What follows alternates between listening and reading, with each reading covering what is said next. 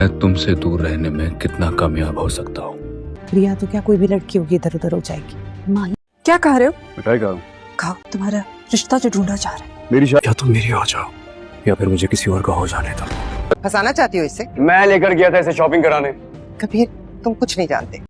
जी तो ड्रामा मन मस्त मिलन के नेक्स्ट एपिसोड में आप देखने वाले हैं कि जो रिया की बहन अस्मा है, अब वो रिया को बताएगी कि कबीर का रिश्ता कर रहे हैं उसके घर वाले और उसकी शादी करवा रहे हैं बहुत जल्द। तो अब जो रिया है वो कबीर के पास जाएगी और उससे कहेगी कि तुम्हारी शादी हो रही है, तुम्हारा रिश्ता हो रहा है और तुम मुझे झूठ बोलते हो और तुम मुझे कहते हो कि मैं तुम्हारा हूँ।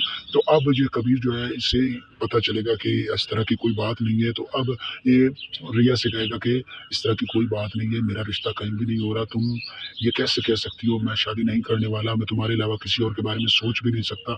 तो अब इसके बाद आपको कुछ ऐसा भी देखने को मिलने वाला है कि जो ये कबीर है वो कहेगा कि तुम मोहब्बत का जवाब मोहब्बत से दिया करो।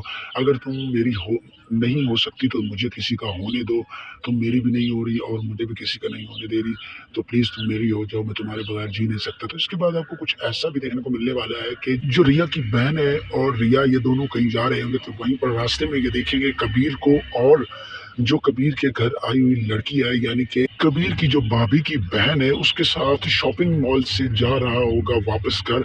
तो अब ये जो रिया है वो देखेगी और फिर अस्मा जो है वो कहेगी कि ये देखो, तुम खुद ही देख लो उसके साथ लड़की कौन है कबीर के साथ, और तुम कहती हो कि वो मुझसे मोहब्बत करता है, तो ऐसा बिल्कुल भी नहीं है। तो अब जो रिया है उसे बहुत तकलीफ होगी इस लड़की को देखकर। तो इसके बाद आपको कुछ ऐसा भी देखने को मिलने वाला है कि रिया जो है उसको आहिस्ता आहिस्ता यकीन भी होता जाएगा कि कबीर और इस लड़की के दरमियान कुछ ना कुछ चल रहा है। तो इसके बाद अब ये जो लड़की है जो कबीर की भाभी की बहन है, अब ये घर आएगी और ये कुछ खरीद कर आएगी कबीर के साथ।